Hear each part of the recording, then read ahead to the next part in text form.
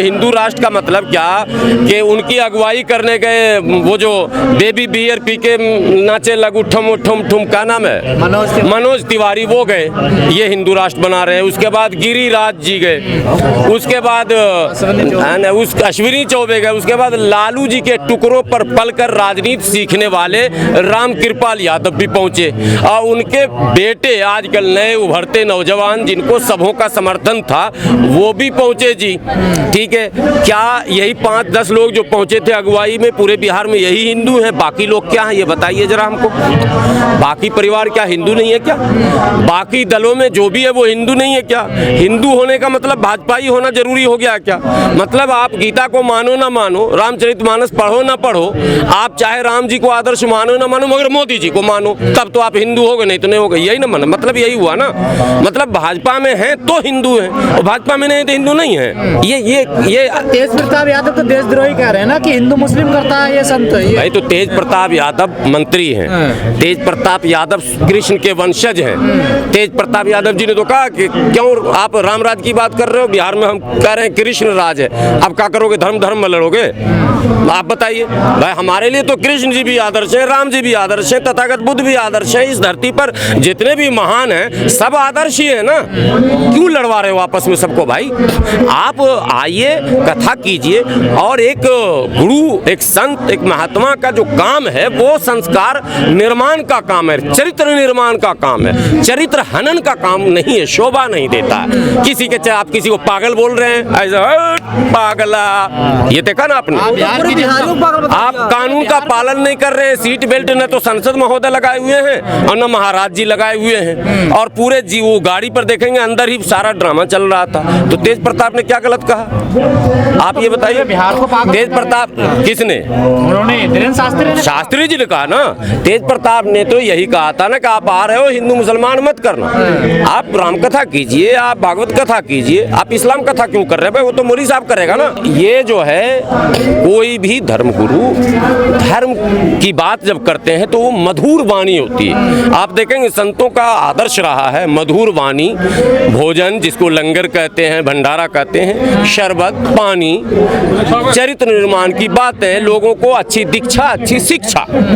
अगर आप ही तोड़ फोड़ करने लगेंगे, आप ही जात धर्म फैलाने लगेंगे, तो मुझे तो नहीं लगता कि आपको संत की श्रेणी में हम जैसे लोग तो नहीं। लेकिन सवाल ये भी है कि भारत हिंदू राष्ट्र के मुहाने पर खड़ा है, वे चाहते हैं भारत हिंदू राष्ट्र बन जाए, और आप लोग उनके खिलाफ हैं। हम लोग खिलाफ हैं? और क्या? भारत हिंदू राष्ट्र था, हिंदू राष्ट्र है, हिंदू राष्ट्र रहेगा। अब कौन सा हिंदू राष्ट्र वो बनाना चाहते हैं, यही तो मैं पूछ रहा हूं। देखो पहले तो इन्हीं लोगों को आपस में बैठा, ये योगी जी ने कहा था, ऑन रिकॉर्ड कैमरे पर उनका बयान है कि हिंदू राष्ट्र था, हिंदू राष्ट्र है और हिंदू राष्ट्र रहेगा। तो हम तो मानते हैं इस बात को। तो अगर था है रहेगा, तो अब नया क्या चीज लाना चाह रहे हैं? कहाँ जाएंगे फिर? अगर कहाँ, जहाँ हमारे पूर्वज कहाँ गए? नहीं, हम कहाँ जाएंगे? क्यों जाएंगे? कहाँ जाने की बात कर रहे हैं? योगी जी ने ये बात कहा था क्या कि हिंदू राष्ट्र था है रहेगा, में मुसलमान जाओ, सिख जाओ? 80-20 की बात कही थी। अरे वो चुनावी एजेंडा है। हम एक पॉइंट पकड़ रहे हैं। अभी आपने राम राज की बात की, हिंदू राष्ट्र की बात की ना, तो योगी जी ने ऑन रिकॉर्ड कहा है कि हिंदू राष्ट्र था है रहेगा। हम तो मान रहे हैं कि था है रहेगा।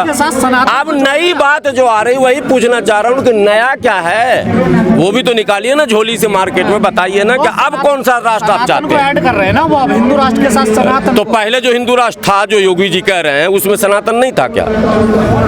जो है जो रहेगा बोला है उसमें क्या? अरे कंफ्यूज क्यों पूरे देश को कर रहे हैं? पूरे देश को कंफ्यूज मत कीजिए। यही हो रहा है, हमारे युवा कंफ्यूज हो रहे हैं। आप कह रहे हो, आप कह रहे हो कि हम जो है धर्म का प्रचार कर रहे हैं। अरे धर्म का प्रचार करने का मतलब है नौजवानों को धर्म की शिक्षा देना, उसके संस्कार का निर्माण करना, उसको मैंने ऐसा बनाना कि वो समाज में उदाहरण बन जाए।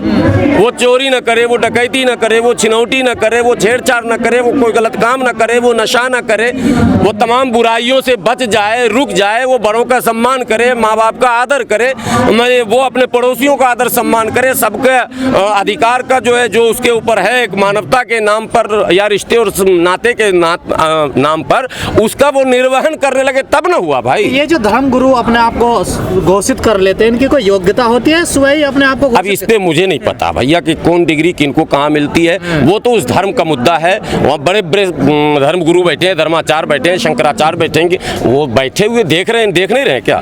वो उनका काम है, किसको डिग्री देंगे, किसको मान्यता देंगे, किसको नहीं देंगे, किसके खिलाफ फतवा जारी करेंगे। वो मुसलमानों में भी धर्मगुरु बैठे हैं, हिंदू धर्म में भी धर्मगुरु बैठे हैं, सिखों में, सबकी नज़र, वो एक अलग चैप्टर है, वो हमारा चैप्टर नहीं। हम तो इतनी बात कहते हैं कि जितने भी धर्मगुरु हों, किसी भी धर्म के धर्मगुरु, वो संस्कार निर्माण की बात करें, वो मानव को मानव बनाने की बात करें, दानव न बनाए, ये असल लेकिन आप काम। देख रहे हैं 27 साल का लड़का किस तरीके से कई सांसदों अरे भाई, को, कई मंत्रियों को घुमा रहा है। तो वो तो उसकी योग्यता है ना, आप जवाब दो ना भाई, ये बात मत बोलिए 27 साल का लड़का और फला चिला। 27 साल की आयु में अगर मतलब शोहरत मिली है तो वो तो भाग्य की बात है, वो उसकी मेहनत है, ठीक है। हम उसकी मेहनत या उसकी शोहरत, उसकी तरक्की, उसकी वाहवाही पे आपत्ति नहीं कर सकते, आप किसी को नहीं करना चाहिए, वो ठीक है। धीरेन्द्र शास्त्री का कमाल है, उसने कौन सी विद्या कैसे प्राप्त की, कौन सी जुबान में उसके ये ऐसा आ गया कि भीड़ इकट्ठी होने लग गई, तो उसको शोहरत मिली, वो उसके भाग की चीज़ है। उस इतना नफरत क्यों करते हैं धीरेन्द्र शास्त्री? हाँ, ये सवाल है। किसी को भी शोहरत मिले, दौलत मिले, इज्जत मिले, आप प्यार बांटिए। धर्म तो प्यार बांटना सिखाता है। देखिए, अब सनातन धर्म पर 2 लाइन अंतिम बोलूँगा जो मुझे ज्ञान में है। शाम में जब आरती होती है ना, आरती के बाद सभी मंदिरों से आवाज़ आती है, धर्म का जय हो, अधर्म का नाश हो और मानव का कल्याण हो, प्राणियों में सद्भावना हो, ये नारे लगते हैं मंदिरों से। तो प्राणियों में सद्भावना की बात तो आप कर रहे हैं ना, तो बाहर भी कीजिए ना, बस में रहे ना। मानव का कल्याण की बात कर रहे हैं तो बाहर भी कीजिए। और अधर्म का नाश हो तो अधर्म का की परिभाषा क्या है? अधर्म की परिभाषा वही है जो लोग उपद्रवी हैं, जो लोग समाज में बेचैनी फैलाते हैं, बदअमनी फैलाते हैं, जो लूट खसोट करते हैं, मारपीट करते हैं, चोरी करते हैं, डकैती करते हैं, मैंने इस तरह की तो तमाम बुराई, वही तो अधर्म है। बाबा जो बोलते हैं, बयान देते हैं, आपको नहीं लगता है सिर्फ बाबाओं को बैन कर देना चाहिए समाज नहीं, ये में? तो अभी जो कुछ हो रहा है वो पॉलिटिकली है, वो धार्मिक नहीं है। आप देख लीजिए ना, एक ही दल के लोग आगे पीछे दाएं बाएं ऊपर नीचे। कमलनाथ मध्य प्रदेश तो बाबा बागेश्वर का गढ़ है ना भाई, वो तो धाम है ना।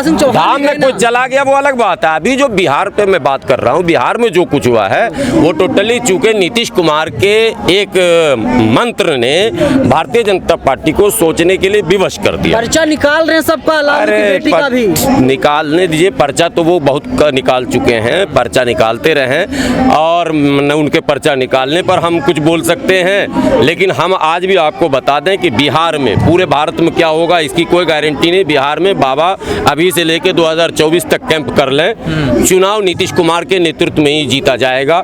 इसको किसी कोरे कागज पे मैं भी पर्चा लिख के आपको दे देता हूं। बीजेपी जमीन तैयार कर रही है बिहार में, जमीन तैयार करे, आसमान तैयार करे, नौजवान पढ़ा लिखा सब समझ चुका है, इससे कुछ नहीं होने वाला। नीतीश कुमार ने जो फार्मूला दिया है, न्याय के साथ विकास, और यही कारण है कि न्याय के साथ विकास में अब जब नया युवा जुड़ा है तो उस युवा को आप उसके बाप के नाम से जबरदस्ती उसके मोरल को डाउन करते हैं आप तेजस्वी को, कि तुम्हारा बाप तो चारा चोर था। चारा चोर तो आपको याद रहा, गरीब रथ आपको याद नहीं रहा, ट्रेन चारा चोर तो याद रहा, लेकिन सबको सम्मान देने और बोलने का अधिकार देने का जो माहौल बिहार में बना वो आपको याद नहीं रहा। एक जाति विशेष का जब दबदबा था तब तो राम राज आप कह रहे थे, जैसे मतलब सामाजिक न्याय की बात आई तो आप बोल रहे हैं अब हिंदू धर्म खतरे में है। तो ये तो आपकी अपनी बात है ना, लेकिन तेज प्रताप ने बेहतरीन जवाब दिया ठोक कर कि भाई बिहार में घबराने की कोई जरूरत नहीं, बिहार में कृष्ण राज।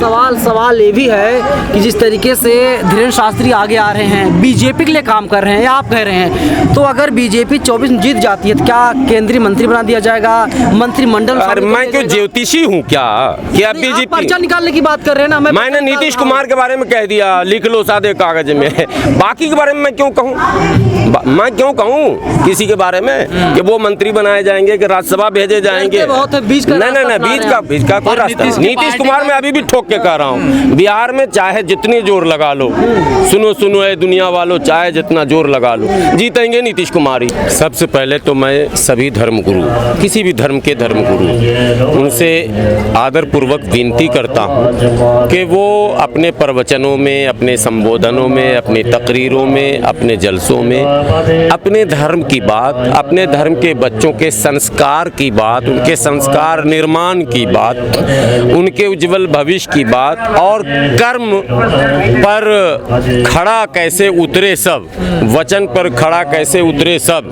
चोरी डकैती लूट खसोट नशा ड्रग्स क्या कहते हैं छिनौती और छेड़छाड़, ये तमाम जो सामाजिक बुराइयां हैं इस पर कैसे लगाम लगे, ये जिम्मेदारी जो है धर्म गुरुओं की है अपने धार्मिक प्रवचनों में। एक दूसरी जिम्मेदारी है कि जिस धर्म के भी धर्म गुरु हैं वो अपने धर्म के उन सिद्धांतों, जिन सिद्धांतों पर चलकर स्वर्ग लोग जाएंगे, जन्नत जाएंगे, सफल होंगे, अकॉर्डिंग टू रिलीजियस बात कर रहा हूं मैं, अब आप बीच में संविधान अभी मत लाना, तो उनको चाहिए अपने प्रवचनों में उन तमाम चीज़ों को रखना कि भाई स्वर्ग का मार्ग क्या है और किस रास्ते पर चलोगे, माँ की सेवा कैसे करनी है, पड़ोसी के साथ क्या व्यवहार करना है, बड़ों का सम्मान कैसे करना है, तौल नाप तौल में कितना हिसाब किताब बैलेंस बनाकर रखना।